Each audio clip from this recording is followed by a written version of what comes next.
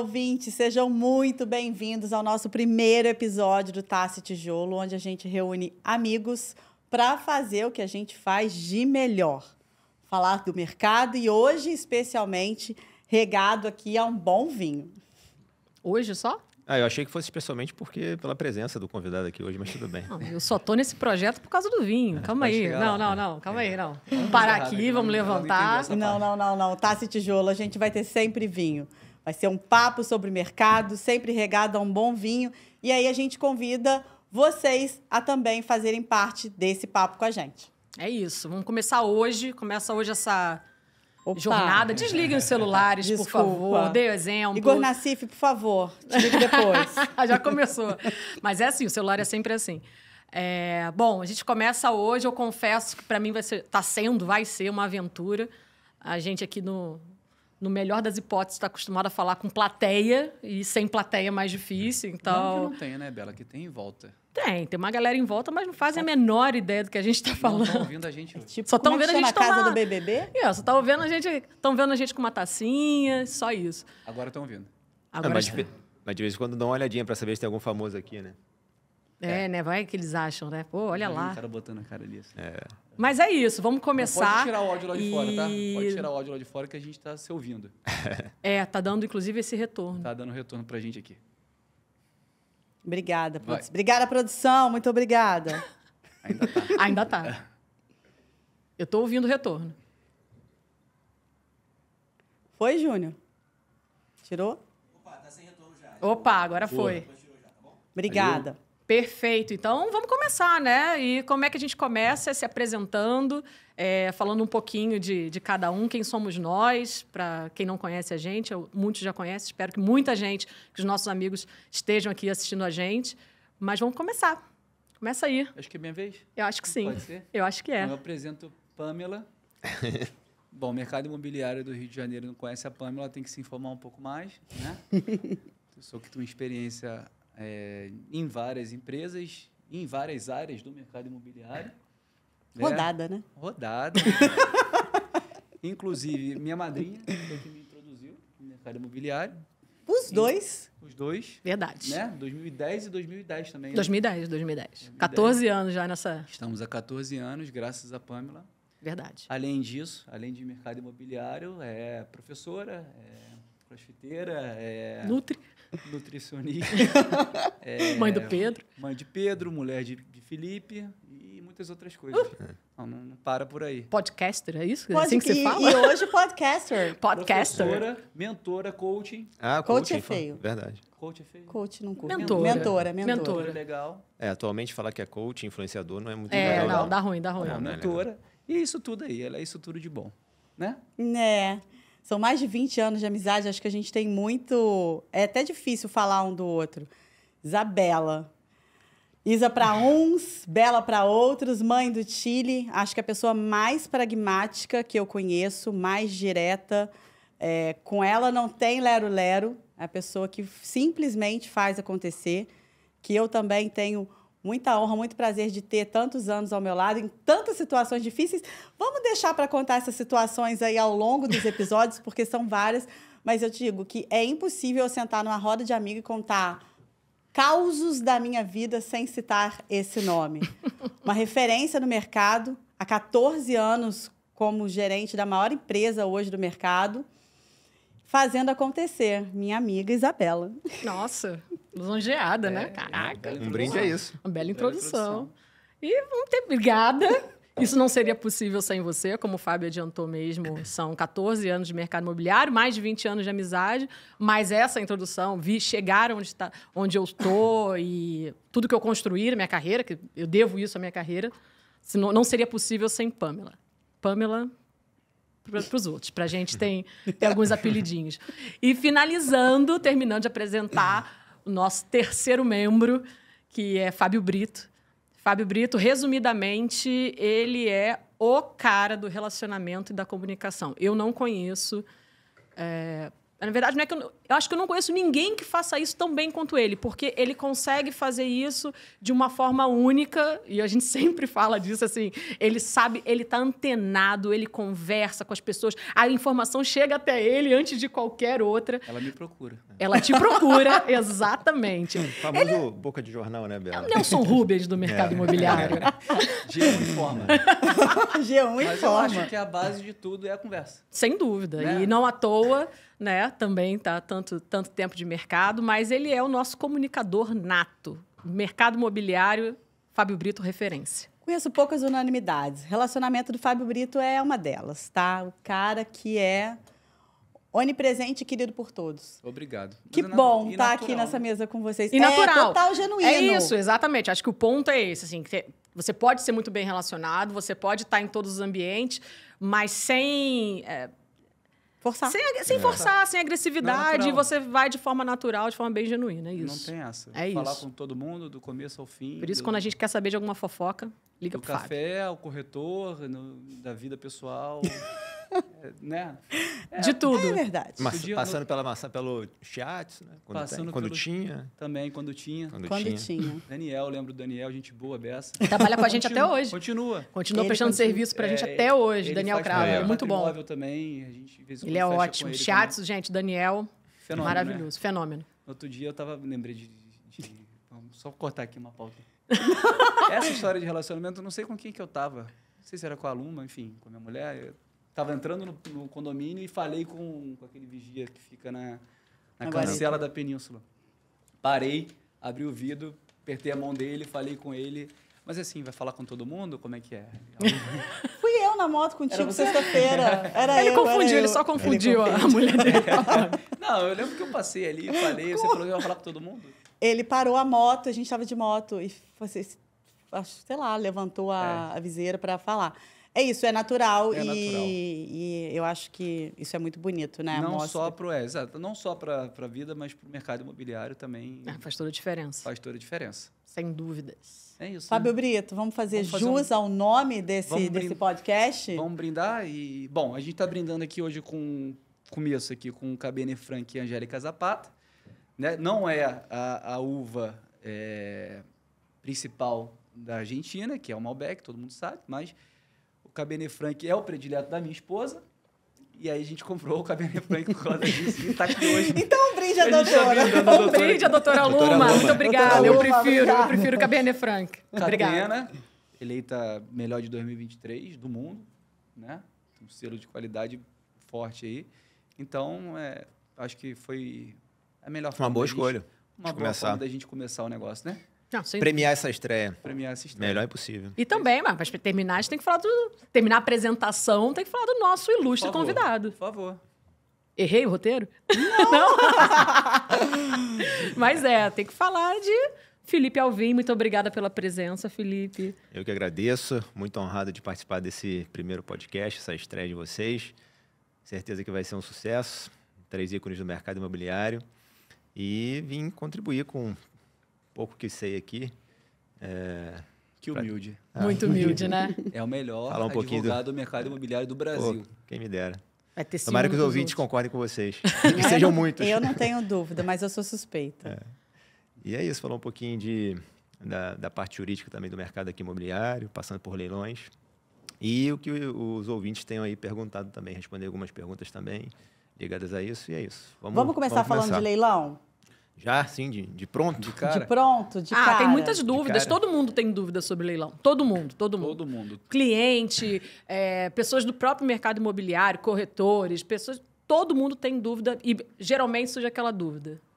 Como E aí? faz? Ou então, vale é a um bom pena? negócio? Vale a é um pena? bom negócio? Mas e como é que eu vou tirar a pessoa de lá de dentro? É. É sempre a primeira Ó, pergunta. a gente abriu Mas a uma pessoa vai caixinha. sair? A gente abriu uma caixinha de perguntas. E aí a gente fez aqui alguma seleção, criamos algumas perguntas, outras são dos nossos amigos, dos nossos ouvintes. E a primeira é a seguinte: conta pra gente. Por que os leilões são uma oportunidade tão interessante para os investidores? E como é que eles podem se preparar para participar dessas oportunidades de leilão?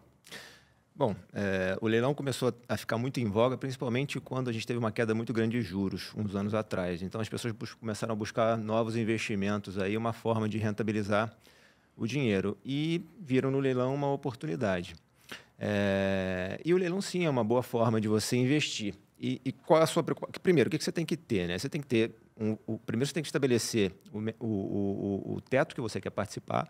Então, assim, o nicho dentro dos imóveis, né, que você quer participar. E ter esse valor disponível, porque o leilão ele é uma arrematação à vista, com raras exceções, que a gente pode falar um pouquinho depois.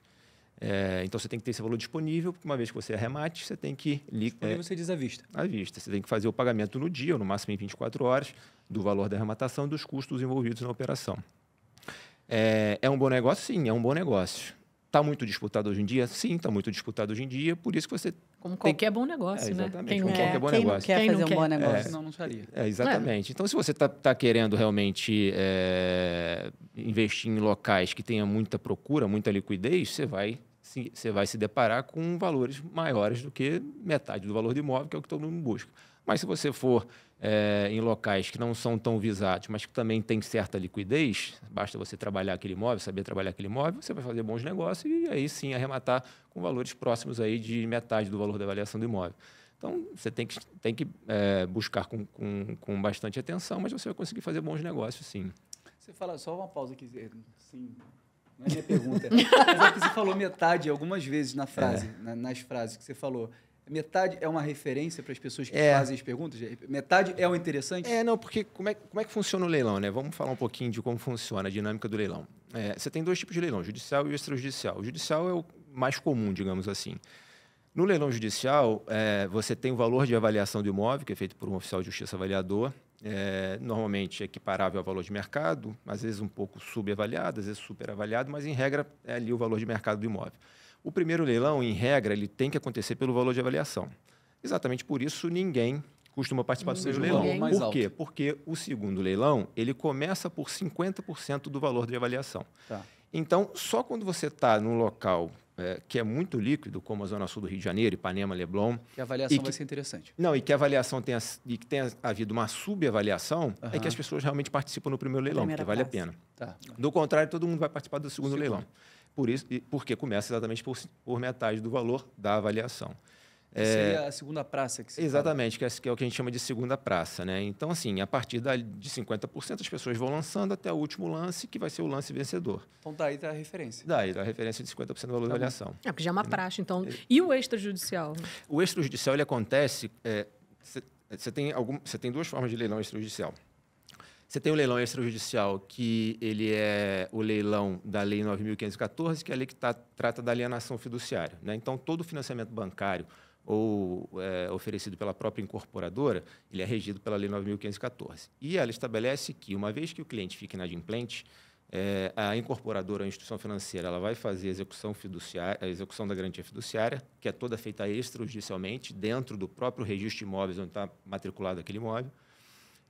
Então, ele vai ser intimado para poder purgar a mora num prazo de 15 dias. Não purgando a mora, a empresa ela vai consolidar a propriedade, que é retomar, de fato, formalmente, a propriedade de volta para ela. E ela, obrigatoriamente, tem que realizar 2 leilões. E por quê? Porque a ideia da lei era oportunizar que alguém arrematasse aquele imóvel e o cliente não ficasse totalmente lesado. Porque a empresa ela tem direito a receber o valor que lhe é devido, o valor do saldo devedor do financiamento. Mas, claro, os custos que ela teve com essa operação. Então, o que suplantar esse valor é devolvido ao cliente. Uhum. Então, exatamente por isso que a lei determina que seja realizado esse leilão, para que o cliente não saia totalmente lesado. O valor, e aí você também tem 2 praças. O valor do primeiro leilão ele é o valor estabelecido no contrato, né? Normalmente o valor do contrato atualizado, na própria regra do contrato. Ou então o valor... Da alienação fiduciária. Da alienação fiduciária. Ou então o valor, no caso das instituições financeiras, o que elas fazem? Elas fazem uma avaliação prévia do imóvel quando vai conceder o financiamento e estabelece no contrato que, em caso de leilão judicial, aquele valor de avaliação vai ser o valor do primeiro leilão. Algumas incorporadoras fazem diferente. Elas colocam que o valor do primeiro leilão vai ser o valor da compra e venda atualizado na forma do contrato. Então, isso varia um pouco. Cabe ali à instituição, à incorporadora, estabelecer a forma que vai ser feito o primeiro leilão. O segundo leilão é o valor do saldo devedor, e aí a gente tem que pensar o seguinte, mesmo que o cliente ainda tenha um saldo a vencer, no momento em que é feita a consolidação de propriedade, ou seja, que aquele imóvel retorna para o patrimônio da empresa, automaticamente todo saldo devedor, todo saldo... Zero. Não, todo saldo, ele, na verdade, fica vencido, não existe mais saldo a vencer. Então, aquele valor vai significar o valor do segundo leilão, o saldo devedor junto à instituição financeira ou incorporadora. Acrescido a ele os valores que a empresa teve, né, de despesa com o procedimento. Quais são esses valores? O valor que ela teve que pagar para fazer a intimação, o valor do ITBI que ela teve que pagar para fazer a consolidação de propriedade, o valor do escritório que está fazendo o procedimento para ela, né? Débito de condomínio, IPTU também, tudo isso também. Caso tenha, né? Caso tenha, tudo isso soma o valor do segundo leilão. Tá bom. Feito a arrematação, né, por esse valor ali que é estabelecido para o segundo leilão, nada é devolvido ao cliente, ele recebe a quitação da empresa. A empresa também não vai buscar nada, não tem mais nada para ser... Uma reparação. Exatamente, não tem mais nenhuma execução a ser feita contra ele, porque ela recebeu integralmente o valor que lhe era devido. Mas o cliente também não tem direito de receber nada, ele realmente perde o valor que ele pagou até então, e não vai ter mais direito a ficar no imóvel. Se não houver, né, a arrematação no segundo leilão, né, aquele imóvel ele volta definitivamente para o patrimônio da empresa. A empresa ela pode vender o imóvel da forma que ela quiser, mas obrigatoriamente ela também tem que dar quitação para o cliente. E o cliente não tem direito de receber nada. Mas não deve mais nada. Não deve mais nada, mas também não tem direito de receber mais nada. Tá bom. E é assim que funciona. E tem um outro leilão extrajudicial que acontece da seguinte forma, né? No caso das instituições financeiras, quando acontece isso de não haver arrematação e o imóvel retornar para o patrimônio da empresa, por determinação do Banco Central, as instituições financeiras não podem ficar com esse imóvel no seu ativo por mais de um ano. Então, elas têm que se desfazer desse imóvel. E vem aqueles leilões da Caixa, por exemplo. Também, né? Também. A Caixa ela é um pouquinho diferente, né? Porque a Caixa é uma empresa pública, então ela tem uma relação com o governo, né? Não só de instituição financeira, como uma relação também de assistencialista, então ela tem uma regra diferente. Mas as instituições privadas, elas não podem ficar com esse passivo, com esse ativo no patrimônio por mais de um ano. Então, o que elas fazem? Elas não têm essa expertise, não são incorporadoras, não têm essa expertise de vender imóvel. E não tem a equipe de corretores, não tem uma... Sim, não tem uma equipe para dar Eu vazão. ia até falar aqui o nome de uma imobiliária, mas eu não sabia se eu posso falar ou não. Enfim, posso fazer propaganda. A gente pode tudo. Pode, lógico. Né? Lógico que já pode. falou? Já saiu, já. Já saiu? Você percebeu, já saiu. Não temos uma Seller. Exatamente. Eu ia falar isso para exemplificar. Mas, enfim, e aí o que as instituições fazem? Elas se associam a grandes leiloeiros de São Paulo, que são, na verdade, empresas, que fazem ofertas públicas desse imóvel, como se eles estivessem sendo leiloados, mas, na verdade, é uma oferta pública que ele está fazendo. Tanto que só existe uma data de leilão, né? Uma praça única, então. Uma praça única, normalmente, e por um valor estabelecido pela instituição financeira, que aí é a critério dela. Geralmente, ela coloca ali 30%, 20%, 30% de desconto do valor de mercado do imóvel para ficar interessante para as pessoas ali, atrativo para as pessoas arrematarem. Qual a diferença? Se você arremata esse imóvel, né, você, na verdade, faz uma escritura de compra e venda com o banco. Né? Você não recebe uma carta de arrematação como acontece no leilão judicial, por exemplo. Você faz uma... Mas, nesses casos, é possível que essa instituição financeira, por exemplo, faça um financiamento e você possa pagar a prazo? Sim, normalmente as instituições privadas, né, esquecendo a Caixa, depois a gente trata especificamente da Caixa, as instituições privadas, elas oferecem financiamento, mas não são os financiamentos pelo SFH ou SFI. Então, você não vai ter ali 360, 420 meses. São as condições que a gente está acostumado a ver. Não são condições de você comprar um imóvel e conseguir um financiamento junto à instituição financeira e financiar em 360, 420 meses. Não, não é isso, é diferente. Ela vai ofertar ali 48, ela vai te permitir fazer 48, 60 meses. 48, 60, às vezes curto, 72 né? meses. Sim, geralmente com tabela price, que não é nada interessante para o cliente, que ele vai perder isso se tivesse esse valor aplicado. Para uma renda fixa, alguma coisa assim, então não faz sentido para ele. Mas 100% do valor? Não necessariamente. Não, geralmente você tem que dar um sinal de 30%, mais ou menos 20% a 30%, e aí você poderia financiar essa diferença nesse formato, né, que normalmente não é interessante para o cliente. Porque ela, para pagamento à vista, ela concede 10% de desconto na maioria das vezes. Então, às vezes, vale mais ou menos pagar à vista. Sim. Né? Você arrematou, você começa o leilão por 30%, com um desconto de 20% a 30% do valor de mercado. E mais 10 à vista. E depois você consegue mais 10 à vista. Entendi. Mas, volto a dizer, dependendo mesmo que você tenha 20%, 30% de desconto, dependendo do imóvel, se for um imóvel muito líquido, como exemplo, Zona Sul do Rio de Janeiro, Barra da Tijuca, Península, Parque das Rosas, etc., você vai ter ali um valor muito próximo do valor de mercado. As pessoas vão querer lançar um pouquinho mais. E aí porque está tendo muita procura para moradia, exatamente. Né? As pessoas estão buscando muito leilão para moradia. Além do investidor, hoje o usuário final descobriu esse filão aí como uma oportunidade de realizar o sonho da casa. Exatamente. E então, assim, você vai ter os 10% de desconto, então vale a pena você chegar mais próximo do valor de mercado, você vai ter, de qualquer forma, desconto de 10%, mas você também tem os custos envolvidos no leilão, né? Que a gente vai falar um pouquinho sobre isso. Então, você tem que ver, sopesar isso para ver se vale a pena ou não arrematar esse imóvel, buscar um imóvel, né, com calma no mercado e comprar normalmente esse imóvel e conseguir o financiamento em 360, 420 meses, entendeu? Entendi. Acho que essa é a próxima pergunta, né? É. Assim, quais os custas envolvidas, as custas envolvidas de todo esse processo, não? Ou eu pulei? Não sei. Não, eu pulei. gente. Mas a Pode gente ser, complementa, a pode gente ser. complementa. Não, mas eu acho que é a curiosidade, né? Porque tá lá o apartamento, Eu sempre falo para os clientes 250 que, assim, mil. Então, eu sempre falo para os pagar clientes que os custos, para ele ter uma ideia de grandeza, né? Porque o investidor ele quer saber quanto ele vai gastar, né? Qual vai ser o retorno que ele vai ter. Então, eu falo para o cliente que ele vai ter em torno de 15% de custo, além do valor da arrematação. E quais são esses custos, né? 5% é a comissão do leiloeiro, 5% é o que normalmente o escritório cobra para poder fazer todo esse trabalho, né, de desembaraço do imóvel para o cliente. 3% é o ITBI, que ele já pagaria em qualquer operação. E 2% eu coloco ali como custos para a expedição da carta, isso assim, falando de leilão judicial, tá? Para a expedição da carta de arrematação, que vai ser o título aquisitivo dele, e do mandado de missão na posse, que vai ser a ordem judicial para tirar a pessoa que eventualmente ocupe o imóvel lá. Essa carta aqui vai a registros? É essa carta que vai a registro, entendeu? E até aproveitando essa questão do mandado de missão, até para esclarecer para as pessoas perguntam muito, poxa, mas se tiver ocupado imóvel, como é que eu vou tirar a pessoa de lá, gente? Tem isso aqui, tá? PT Leilão pergunta. judicial. Essa é a minha né? pergunta. Obrigado.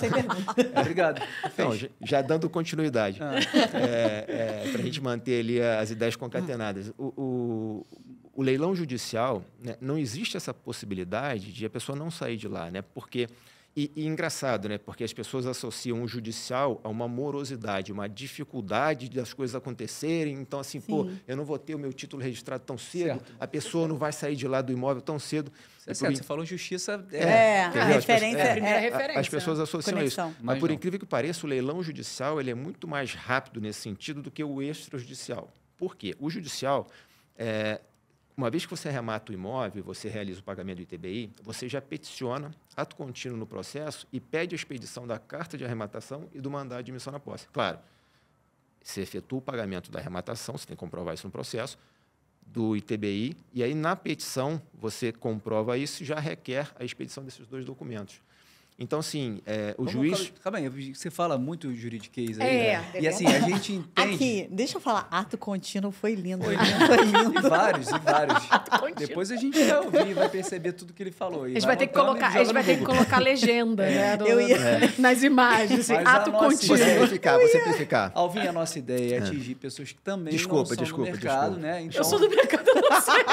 Quem é do mercado já fica difícil. Quem não é, fica impossível. Você falou algumas coisas. Você falou carta de arrematação, você falou mandato de posse, você falou outra coisa que é quase que um xingamento para quem... Não, ato contínuo, dá para entender. Ato contínuo dá para entender, mas assim, alienação fiduciária que você falou também, então, tipo assim, pra gente é tudo muito fácil. A gente tá mais familiarizado. Vamos falar sobre esses termos, então, todos que foram tratados aqui. Primeiro, né? Tecla SAP, vamos lá.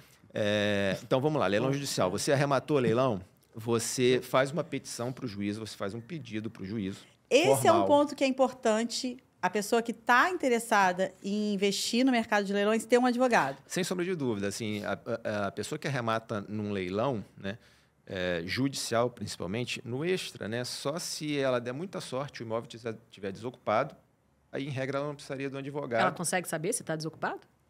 Normalmente, quando está desocupado, no edital é informado se ele está desocupado ou não. Então, assim, no extrajudicial, se o imóvel estiver desocupado, ela conseguir fazer a arrematação, ela, em regra, não precisaria de um advogado para fazer os trâmites, né, de regularização do imóvel, porque ela vai celebrar diretamente com o banco uma escritura de compra e venda, que vai ser o título aquisitivo dela, e ela mesma pode ir até o RGI e registrar esse título. Ele fala como se fosse simples. Eu super recomendo com advogado. Só para a pessoa entender. Mas eu vou chegar lá, vamos lá. No extrajudicial. Então, assim, ela poderia... Eu estou dizendo que ela poderia fazer sozinha. Sim. No extra, ela poderia fazer sozinha. Eu ainda vou chegar nos riscos, tá?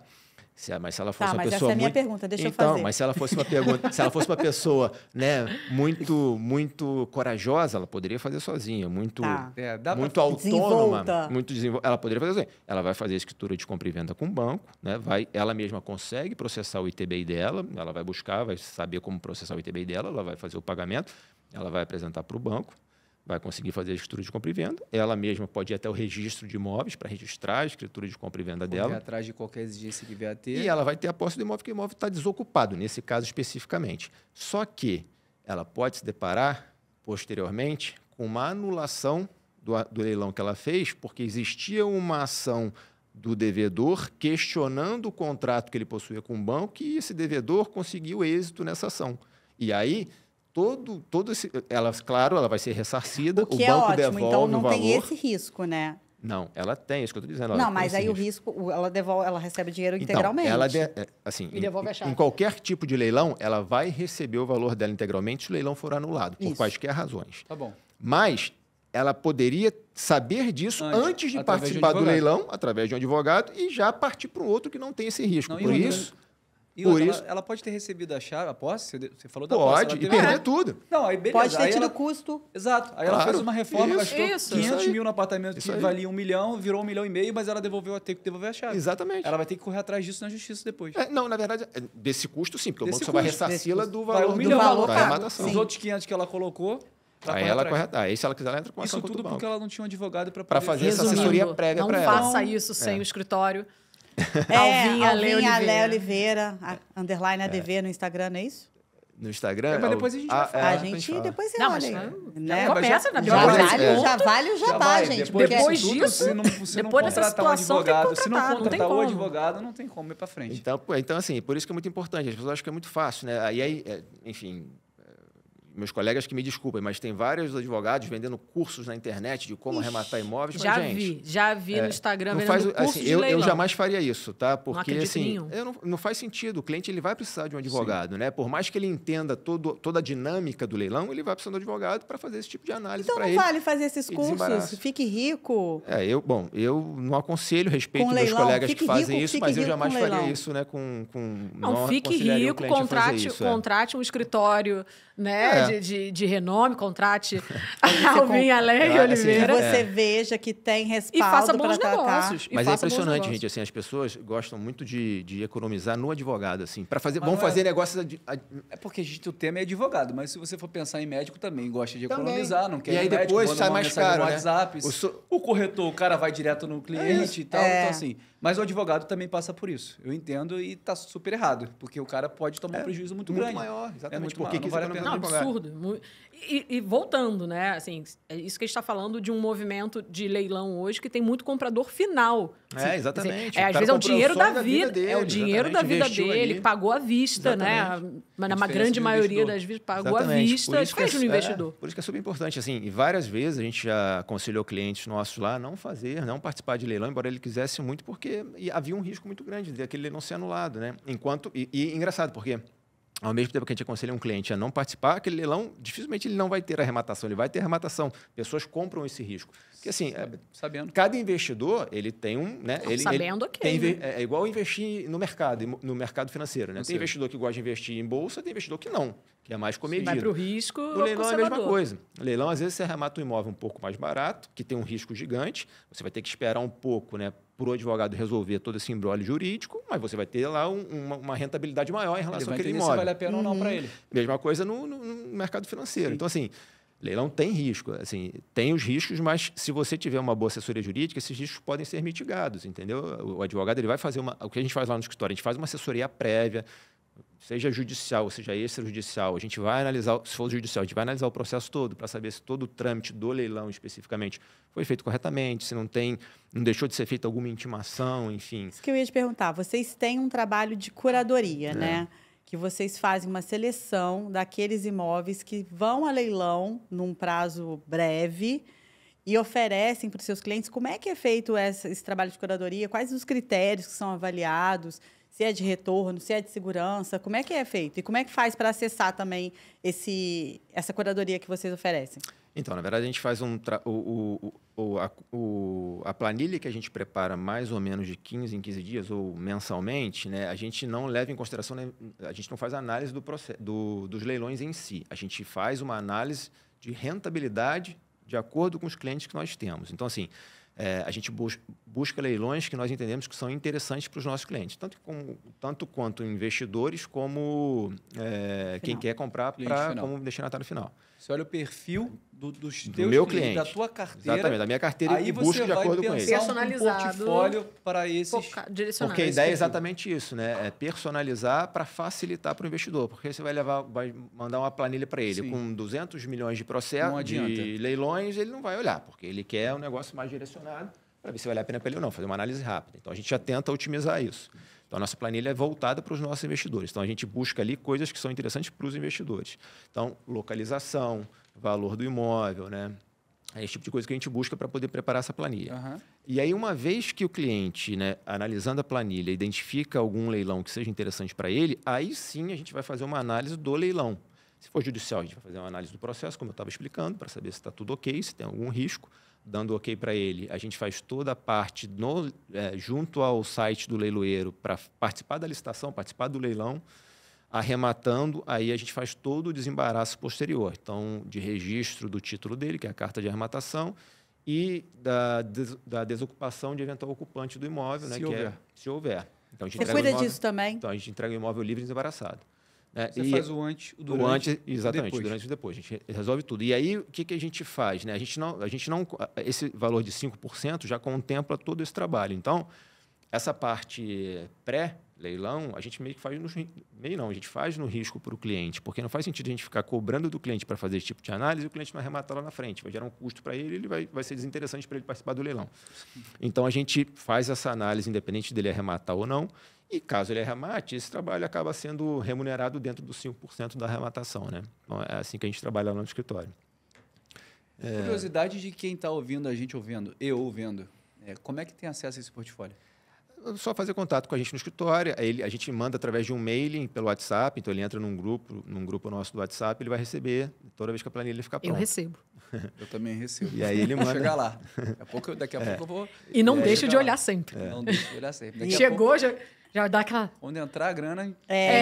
Só falta o dinheiro. Impressionante, assim, porque chega a salivar, assim, né? Porque eu vejo, e dentro do Instagram, eu olhei aqui o Instagram, colei, AAO_ADV, Alvin Alé Oliveira, _ADV de advogado, e eles postam lá as arrematações que os clientes fazem. E são sempre arrematações incríveis, que eu imagino que vão ser colocadas para alocação ou vai ter uma reforma ali para revenda. E o giro é muito rápido, né? É bom, assim, a gente tem vários casos interessantes. O meu sócio, ele gosta muito de arrematar imóveis em leilão, e eu digo que ele nasceu, né, virado para a lua, naquela expressão que a gente Alô, usa. Diego! Porque toda arrematação que ele faz, ele consegue ou alugar ou vender com a maior rapidez do mundo. E umas 2 ou 3 vezes ele já fez isso para a própria pessoa que ocupava o imóvel. Então, assim, ele...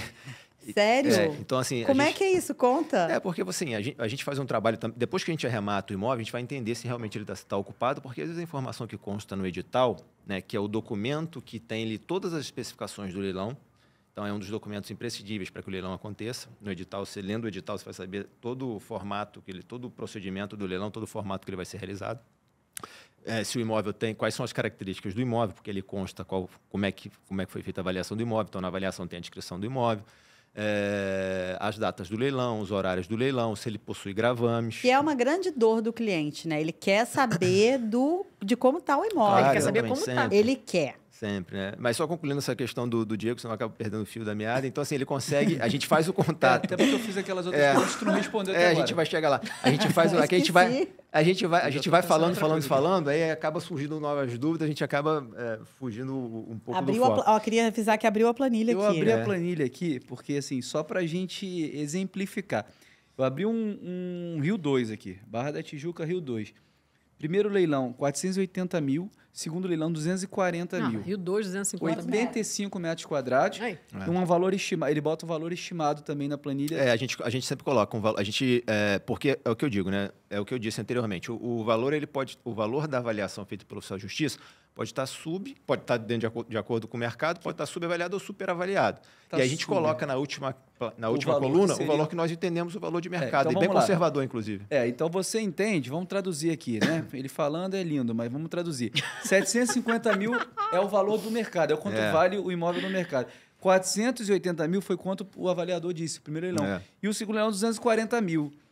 Em 85 metros. Então você vai ganhar 3 vezes. 8.800 é mais ou menos o metro quadrado aqui de 750 mil e 2.800 é o metro quadrado do segundo leilão. De arrematação De na arrematação. segunda praça. Na segunda É praça. quase que um terço. É um terço. Não, é muito interessante, mas assim, eu sempre gosto de frisar. Certamente vai haver disputa, porque é uma região que o pessoal Certo, que vai entende. ver. Tipo, Mas vai sair bem abaixo do valor de mercado, né? Imagino eu. Eu vou dar um depoimento aqui. Eu já fiz isso com o Alvin. Ele mandou a planilha, eu fiquei lá salivando, obviamente, querendo investir, né, nessa de... E não entendia, né, Alvin? Assim, eu fiz essas perguntas que eu fiz aqui, eu fiz para ele. Falei, tá, mas quanto que eu vou gastar além do valor de arrematação? Porque é muito importante, porque eu tenho que saber quanto que eu tenho que ter Ele já falou. disponível. Ele falou, 15%. 15%. Aí eu falei, então tá, não, mas eu estabeleci com ele um teto. O cliente sempre Isso é estabelece o teto. ótimo. Sim. É isso. Porque ele falou assim, ó, Bela, chegou em, sei lá, X, o valor X. Eu falei, tá, até tanto eu vou. Ele, ó, já passou. Eu falei, não, beleza, tô fora. Sim, Isso a gente, sei. porque assim, como os E é leilões bem hoje legal. são... A totalidade dos leilões hoje é Virtual. online, né? É virtual. O cliente ele não precisa estar ali presencialmente, ele pode estar com a gente por telefone Sim, e tal. foi o E a WhatsApp. gente vai participando ali do leilão. E o cliente, se ele quiser passar um pouquinho do teto que ele estabeleceu, aí ele vai sentindo de acordo com o leilão. Inclusive, a gente já teve vários episódios que a gente teve que frear o cliente, porque isso é como se fosse uma aposta, né? Se a Sim. pessoa não tiver cuidado, Ele se Ele- emociona. ela vai embora, ela vai na emociona. emoção. Eu já vi isso Principalmente se ela estiver acontecer. presente ali. Em leilão E o bet imobiliário? tá né? O bet tá na moda. Exatamente. Então, assim, É o a bet, gente... é. O bet tá na Ah, só moda. pra, a gente tem que voltar pro case do A Diego. gente vai voltar tudo lá. Só pra concluir isso. E aí, sim... podcast de então a gente- 5 horas. então, a gente tem que frear o cliente, porque às vezes ele se empolga e quer ir a mais. Então, a gente, como sabe ali o valor de mercado, né? Enfim, conhece um pouco disso também, conhece as regiões aqui da Barra, principalmente, Zona Sul, a gente acaba freando um pouquinho e aí coloca um... Olha a garganta do nosso convidado, por Senão, favor. pô, Fábio. a coisa ele acaba não fazendo um bom investimento. A nossa Sim. ideia é que ele faça um bom investimento para aquilo ser interessante ele voltar a fazer novamente. Você vai dizer para ele, ó, acho que vale a pena até aqui. Exatamente. Já aconteceu da gente, acho que vale mais um pouquinho e dar certo, e ele querer ir um pouco além, a gente, olha, não vale a pena. Já chegou realmente. O que passar daqui, você vai tomar prejuízo. Não faz sentido você fazer isso como investimento. Se não fosse como um destinatário final, querendo comprar para morar, tudo bem, mas se não... Mas aí, Vale a concluindo a história do Diego, aí o Diego, quando a gente arremata, né, a gente faz para os clientes esse trabalho de ir até o imóvel, a gente tem que notificar de qualquer forma para saber se tem algum ocupante, dando a oportunidade deles ocupar voluntariamente o imóvel. E aí, se a gente descobre, né, se o ocupante entra em contato com a gente, que a gente coloca os canais ali que ele pode fazer contato com a gente, claro, sempre oferta. Olha, você tem interesse em ficar com o seu cliente que está comprando como investimento, como é o caso do Diego, né, do meu sócio. Você tem interesse em ficar com o imóvel, você tem interesse em alugar, você tem interesse em comprar, e dependendo do que ele quiser fazer, a gente tenta viabilizar ali o Aí negócio, ele porque você arremata tem que e tirar o ele dali. ocupante aluga dele. Exatamente, entendeu? Por que não? Você está fazendo isso prévio Negócio da a China. fazer o teu portfólio.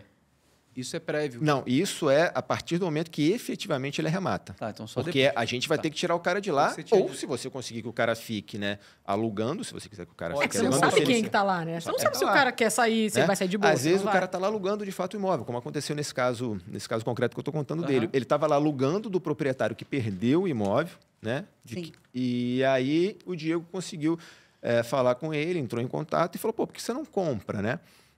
Já que você nunca... Ele falou, eu nunca pensei em comprar imóvel, mas, pô, peraí, a gente vai te ajudar nisso. Porque também fazendo merchan aqui, a gente montou uma imobiliária... É disso que eu estou falando. A gente montou uma imobiliária exatamente para fechar o ciclo, né? Porque a gente oferece para o cliente também, posteriormente, a venda, né, do imóvel. Se for o caso dele. Exatamente. Então, o seu cliente investidor compra em leilão com a sua assessoria, coloca dentro do seu escritório para revender. Revender. E a gente ainda dá o benefício de, se ele revender de um imóvel que ele tenha arrematado conosco, a gente só cobra 3% de comissão para poder Opa. ficar mais interessante para ele. Então, Que é abaixo de mercado, Que é abaixo porque o do mercado mercado. cobre de 5 a A 6. 5 a 6. Então, enfim, e aí a gente, por conta disso, a gente tem contato com assessorias que fazem esse intercâmbio com instituições financeiras para viabilizar financiamentos, e a gente conseguiu aprovar um financiamento para ele. E aí ele acabou ficando no imóvel. A gente precisou nem tirar a pessoa de lá. Ele ficou feliz da vida, porque nunca imaginou comprar um imóvel, acabou comprando um imóvel que ele alugava e deu tudo certo, entendeu? Foi bom para todo mundo. Então, a gente sempre tenta viabilizar bons negócios. Essa é realmente a ideia, entendeu? Excelente. Podemos voltar só para as perguntas que eu tinha feito de... Você quer a colinha? Eu já me dos perdi. dizeres dele que a gente... Sim. sim. Mas Né, que agora acabou- volta a pergunta que eu já Vamos. esqueci. É porque... Então, vamos, a gente então eu Falou de- já até sei, a gente estava falando sobre leilão judicial e extra, né? Máquina. Expliquei para vocês o que é o leilão judicial, como é que funciona. E aí, uma vez que você arremate, a gente vai pedir a expedição da carta de arrematação, que é o equivalente à sua escritura de compra e venda. É o seu título aquisitivo no caso de uma arrematação judicial. Tá, Então, o é juiz- o documento, é o de que o documento- imóvel é teu. O imóvel é teu. O Isso. juiz É o papel. O juiz determina que o cartório onde tramita ali aquele processo, onde acontece aquele processo, expressa essa carta de arrematação que vai ser o seu título aquisitivo, em substituição à escritura de compra e venda. É isso que você vai levar ao registro de imóveis e registrar para transferir para o seu nome. Mandado de missão na posse. Se o imóvel estiver ocupado pela pessoa que perdeu o imóvel no leilão ou eventual ocupante que fosse um inquilino dessa pessoa, um locatário dessa pessoa, o juiz vai mandar, através desse documento chamado mandado de missão na posse, que essa pessoa saia de lá imediatamente. Então, assim, respondendo a pergunta que muitas pessoas interessadas fazem. Mas, pô, como é que se a pessoa não quiser sair de lá? Não existe essa hipótese. Porque vai existir uma ordem judicial Um oficial de justiça e você não pode descumprir uma ordem judicial, senão você vai preso sob Elon chamado Musk. crime de desobediência. Então, existirá uma ordem judicial que vai mandar você sair de lá imediatamente. Ah, mas pô, o cara não vai querer sair de lá, como é que eu vou fazer? Vou tirar ele à força? Sim. O oficial de justiça que acompanha você nessa diligência, vai o advogado, eu ali enquanto advogado, e vai o oficial de justiça para cumprir essa ordem judicial.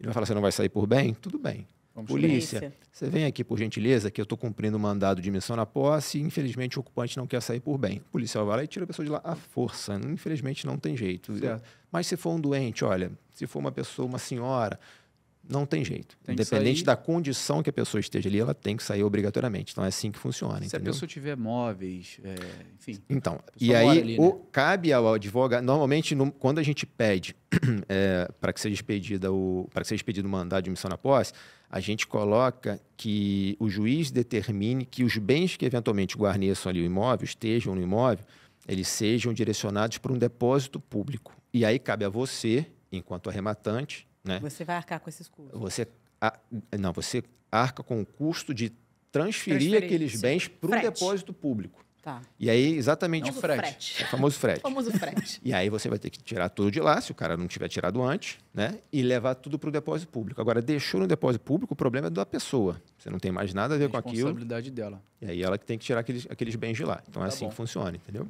E se chegou lá oficial, você, oficial de justiça, e tal, não tem ninguém no imóvel? Ou não atende? Arromba a porta? A vai? gente arromba a porta. E Tanto entra? que a gente leva também um chaveiro junto, né? A gente leva um chaveiro, o chaveiro vai lá com a gente. Então não tem jeito. Não tem jeito. Tem o Então a gente documento, entra, oficial de justiça, vai entrar no entrou, o imóvel. chaveiro vai lá, arromba a porta, troca a fechadura, troca o segredo, etc e tal. Se tiver alguém lá, a pessoa tem que sair, senão...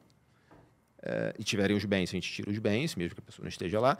E aí a pessoa vai tomar posse do imóvel naquela ocasião, não tem mais o que se fazer. O imóvel é de posse daquela pessoa. E possíveis danos no imóvel, assim, danos... Então, vamos falar de coisa grande, né? Não tem jeito. Aí você não tem Aí como... você assume, né? Assume o risco do o leilão. risco. Enfim, aí as pessoas, esse é um outro ponto, uma outra pergunta que as pessoas costumam fazer. Pô, mas eu consigo ver o imóvel? Eu consigo ter fico acesso ao sabendo? imóvel? O layout, qual o estado, Não, como se é que tá.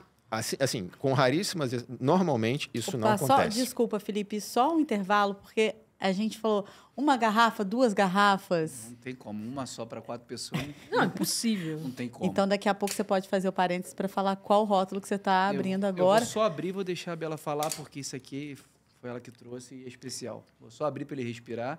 Daqui a pouco você fala sobre ele. Quando eu for servir. Mas Eu já abre posso aí, servir? ó, Tira a tá. tampinha. Posso servir? Deixa Pode ele respirar servir. um pouquinho. Deixa ele respirar um pouquinho. Tá bom. Então vai, segue, desculpa, ouvir. Enquanto o nosso... Ah, não, ele vai deixar ele respirar, porque, né? Quem vai tadinho? respirar, o vinho ou o Felipe? Quem vai respirar? O Felipe? Não, o vinho, no caso é o Felipe, vinho. o vinho. O Alvinho ou o vinho? Eu falei do vinho, mas se for o vinho, pode ser, eu sirvo vinho. Não, porque eu falo um pouquinho do vinho, é Então isso? fala do Não vinho. fala do vinho agora.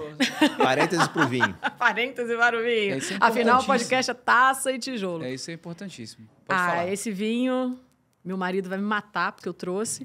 Obrigada, Messi. Um beijo. Messi, obrigada. Esse vinho é o seguinte, recentemente a gente viajou, a gente foi para a Austrália e Isso, eu não sério, era uma amante ferrenha do Syrah. Pô, eu adoro. Não era, sinceramente. E cheguei lá na Austrália, cara, assim, descobri outro vinho também, tá? Não é o mesmo. Até falei isso pro Fábio, não é Eu vim melhor ou criando pior, expectativa é nisso aí, que ela diferente. falou que é É completamente diferente. diferente do Completamente Syrah que a gente tá acostumado diferente. a beber. E pude lá experimentar vários estilos de várias regiões diferentes da Austrália. E, como boa brasileira, trouxe um monte na viagem. A mala veio só de vinho, tudo enroladinho nas blusas. Nossa, então veio direto da terra do canguru. Tem vários. De pô. onde saiu esse aqui? Tem vários? Só pra eu saber. Stellenbosch. Quando é que eu tenho que agendar Tá lá, no Bela? mandarim? Então, Se bem que Stellenbosch é África do Sul, tá, é. tá acabando. Se eu não me engano, essa é a penúltima garrafa. Y. É. Y. Esse é de... não sei se fala assim, Barossa Valley, né? Tem Que Margaret isso, saiu lá River da também, Itália, que é o muito bom. Barossa Valley. Ah, deve ser, né? Como é que fala Barossa aí? Em Inglês Áustria. australiano. Inglês Bata aí australiano, pra né? gente fazer essa transição. Mas é um... Até porque, no final das contas, saiu tudo ali da Europa, né? E aí vai... e Exatamente. Pode E eu fiquei apaixonada. Fiquei realmente Um vinho aqui do apaixonada. Zapata, hein? Ó, até tanina ali. Obrigada, Marcos, pela lembrança, pela viagem da Austrália, todos os respectivos sendo lembrados e honrados aqui. Muito obrigado. Então, um brinde ao Eu tava Marcos aguardando- dessa vez. Eu estava aguardando essa garrafa por uma ocasião especial. E hoje, de fato, é uma ocasião especial. Inauguração do O do primeiro podcast. episódio do nosso E é o vinho podcast. predileto de E Felipe vinho Alvim. predileta, a uva predileta de nosso convidado. Essa- Mentira, ele gosta de Pinot Noir. Não. Também. Não, também. Mas Syrah ele falou aqui no meu cantinho aqui, adoro essa uva. Mas Obrigado, o- Messi. Saúde. Amor, Mas, foi mal. Bom, bom, hein? Fazer até um parênteses aqui, que eu falei Stellenbosch, É África do Sul. que é a África do Sul, porque a gente ia para lá, acabou indo, inclusive você ia com a gente também, né? E a Luma. A gente teve que cancelar a viagem porque foi a pandemia, não foi? Não foi não. Foi a pandemia na nossa vida. Ah, então foi isso. E aí, Você engravidou. E aí eu confundi. Eu fui comprar apartamento e a gente teve é que verdade, mudar teve que os cancelar planos. tudo, de é. E vida. ninguém me chamou para ir para a África do Sul. tava Acabei de fora descobrir e aí, isso. E aí eu fiquei Tava fora confundi desses a África planos. do Sul com a Austrália, que não tem nada a ver uma coisa com a outra, mas porque isso aí Por conta realmente disso. foi um Não, episódio mas a marcante. gente ainda realiza essa viagem. A gente leva, Não, amigo. mas vocês Ah, foram. obrigada. Não, a Não, Pamela só foi. eu fui. A Pamela foi, Só é. eu fui. E aí eu fiquei super curioso para conhecer, porque eu vi as fotos dela lá, das vinícolas, etc. O lugar é lindo demais. E aí fiquei doido para conhecer. A gente conheceria nessa... Bom, como a gente também não foi, A gente vai. a gente vai e a Então, gente a pode gente chamar vai. a Bela. Ah, me chama então. Poxa, é convidada. O que tu acha? Por livre e espontânea pressão. Tem história para contar ou a gente passa para as perguntas inusitadas? Então, mas antes das perguntas Não, eu inusitadas... tava falando sobre um... a gente tirou essas dúvidas sobre a nomenclatura, digamos assim, dos continua, documentos tem do leilão ainda. judicial. E no leilão extrajudicial, você tinha falado da alienação fiduciária. né? Alienação fiduciária. Então, falar um pouquinho da alienação fiduciária, né? Minha amiga do CrossFit. Que gera o leilão extrajudicial, na verdade, né? Bom, apanhado histórico, né? A gente antigamente só existia a figura da hipoteca como garantia para os financiamentos que eram concedidos para os bancos, né? Tu foi profundo agora, É, lá atrás. e a hipoteca é uma garantia, né, muito ruim para os bancos, porque você depende de ação judicial para poder retomar aquele imóvel. Então, para o banco era horrível aquilo e isso não era interessante para fomentar o crédito. E aí criou-se uma legislação nova, que é a 9.514, trazendo essa figura da alienação fiduciária em 1997. E aí ficou mais interessante para as instituições financeiras fomentarem, fornecerem esse crédito para o consumidor, porque caso ele ficasse inadimplente, a retomada desse imóvel por elas seria muito mais fácil, extrajudicialmente, não mais precisando de ações judiciais. E aí, enfim, tudo que a gente conhece hoje de garantia em relação ao financiamento imobiliário acontece através dessa garantia chamada alienação fiduciária. Como é que funciona? O próprio imóvel que você está financiando é dado em garantia para o pagamento né, daquele financiamento.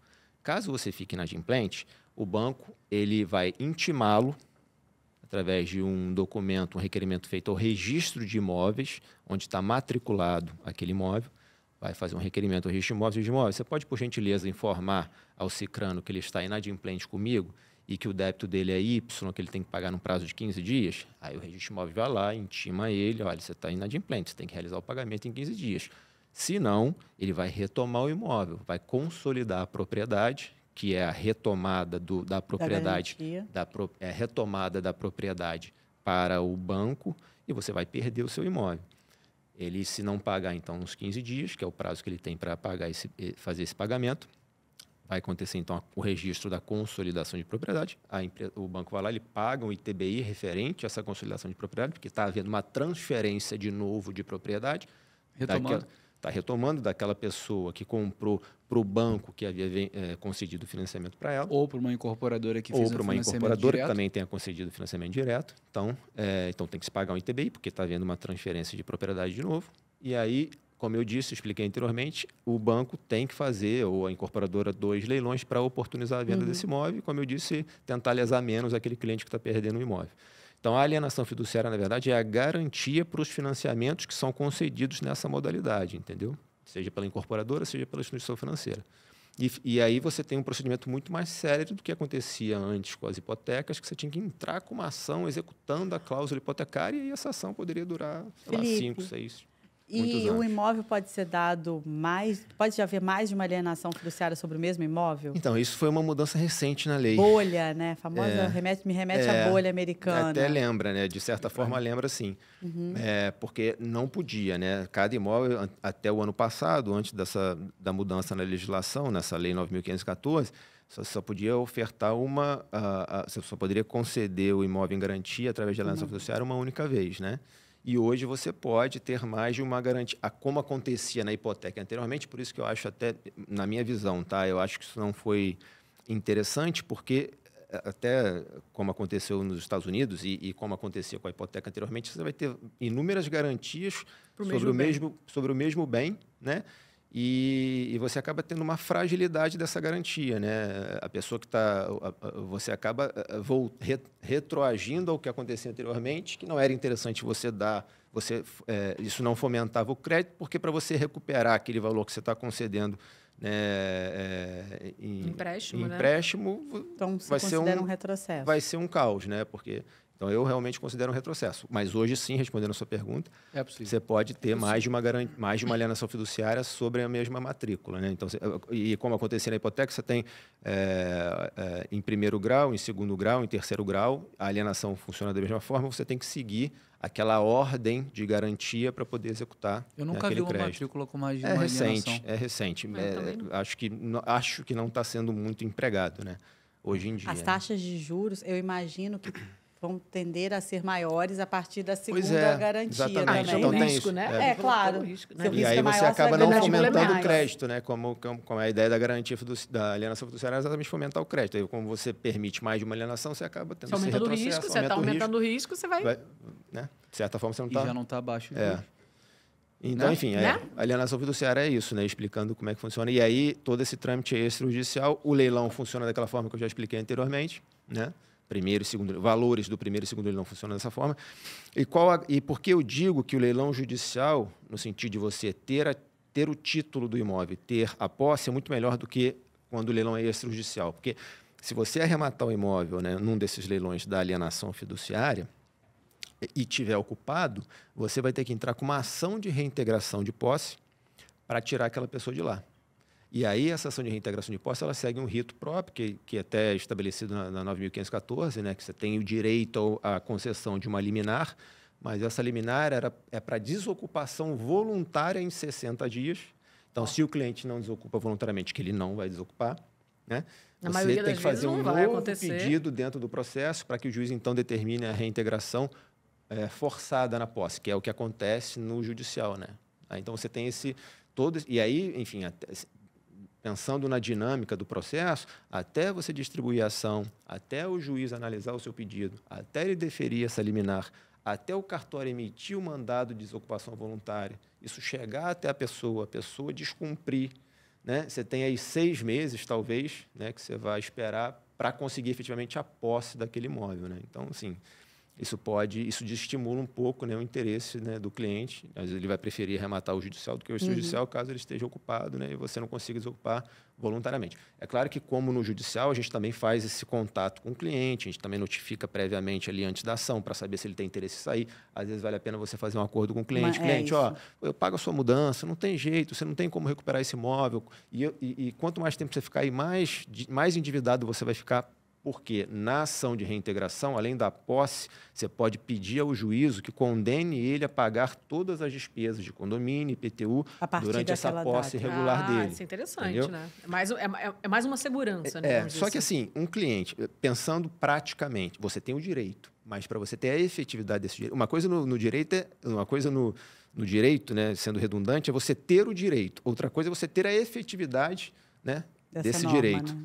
Então, por exemplo, o cliente que já perdeu o imóvel, né, já ficou inadimplente, já não está conseguindo pagar IPTU, o financiamento, provavelmente está inadimplente com IPTU, inadimplente com condomínio. Ele vai conseguir te ressarcir desses custos todos? Não vai ter outros bens para poder te ressarcir. Então, acaba sendo um tiro no escuro, né? Então, você vai ter o direito, mas você não vai ter a efetividade do cumprimento desse direito, entendeu? Então, por isso que não vale tanto a pena você... quer dizer, vale a pena, mas se estiver ocupado, você vai ter esse porém de demorar mais para conseguir a posse. Só saber disso. Você vai ter que arcar com esses custos todos, porque, de fato, você vai ter que regularizar, senão o condomínio vai entrar com uma ação contra você, enfim, você vai acabar perdendo imóvel. Numa média, então, no judicial, qual... Mais ou menos. No judicial, assim, a gente... Quanto tempo eu tenho a posse do imóvel? No judicial, você consegue ter a posse do imóvel... Que é mais certo, né? Em torno de 3 meses, 3 a 6 meses, né? É o tempo médio. É o tempo médio, né? De você conseguir a posse no judicial, porque é muito mais rápido ali esse processamento do mandado de admissão na posse, etc. e tal. No extrajudicial é mais demorado. Eu digo que é sempre de 6 meses a 1 ano, entendeu? Numa hipótese bem... Isso entra na conta. Né? Tem que entrar na conta. O que não quer dizer, o que não quer dizer que um leilão extrajudicial não seja bom. Só que eu sempre gosto de ser transparente, né, com os clientes. Eu acho isso muito importante. Né? Alinhar expectativas, exatamente. Sempre, né? Sempre alinhar a expectativa para poder ninguém ficar frustrado depois. E até complementando, tanto no judicial quanto no extrajudicial, a partir do momento da arrematação, você já é responsável pelo pagamento do IPTU e condomínio. Então, você também tem que colocar isso na conta, né? No extrajudicial, inclusive, alguns bancos, Bradesco, por exemplo, né, quando ele oferta o imóvel, digamos que foi feito o procedimento de primeiro e segundo leilão da alienação fiduciária, não teve arrematação, voltou para o patrimônio definitivo do banco, como eu expliquei para vocês. Ele vai fazer aquela oferta pública associada aos leiloeiros. O Bradesco, e aí cada banco, né, ele tem um trâmite diferente, né? O Bradesco, ele não regulariza os débitos para fazer a oferta pública desse imóvel. Então, normalmente consta no edital que se você arrematar e tiver débitos de condomínio IPTU, você também vai arcar com esses débitos. Então, você também tem que colocar isso na conta. As outras instituições costumam regularizar. Está claro. Não é surpresa, entendeu? Não, e a tua assessoria vai dizer isso para ele, para o teu cliente. Ó, você faz essa caso, conta, né? Porque você faz a conta do teto do que o cliente vai dar no lance, isso. já considerando essas custas, que nesse caso vão além desses 15% médio que você está estabelecendo. Isso, exatamente. E uma outra, e assim, Caixa Econômica, né? Caixa Econômica é um pouquinho diferente dessas outras instituições, porque, como eu disse, ela é uma empresa pública, tem uma regulação específica. E a Caixa, né, assim como ela é a grande financiadora do Minha Casa Minha Vida, né, os imóveis que entram no patrimônio dela, e você pode fazer, e aí quando ela já está no patrimônio dela, né, sem ser esse primeiro leilão da alienação fiduciária, ou seja, já retomou, já fez o leilão, já foi negativo, já voltou para o patrimônio dela. É isso, ela também não pode ficar um ano com... Não, a Caixa ela tem uma regulação diferente. A Caixa tem uma regulação diferente. Ela, na verdade, você vai conseguir comprar imóveis que ela permita que você faça isso, como se estivesse comprando um imóvel qualquer, de um particular, financiando nas condições do SFI e SFH. Excelente. Então, na Caixa você consegue fazer mais assistencialista que você falou, né? Então, a Caixa tem esse perfil. Até, dependendo do imóvel, você vai comprar no Minha Casa Minha Vida, pagando 5%, financiando a diferença, entendeu? E vai comprar no SFH, SFI, pagando 20%, financiando 80%. Então, assim, a Caixa ela tem essa modalidade mais flexível de financiamento, né? Mas, normalmente, para imóveis, né, dentro do Minha Casa Minha Vida, ou numa localidade que não seja tão interessante para quem quer comprar como investidor, mas sim como, né, usuário, né, do imóvel. Então, mas tem esse perfil sim, porque às vezes você vê as pessoas, pô, a pessoa comprou esse imóvel aqui pagando só 5% financiando a diferença com a Caixa.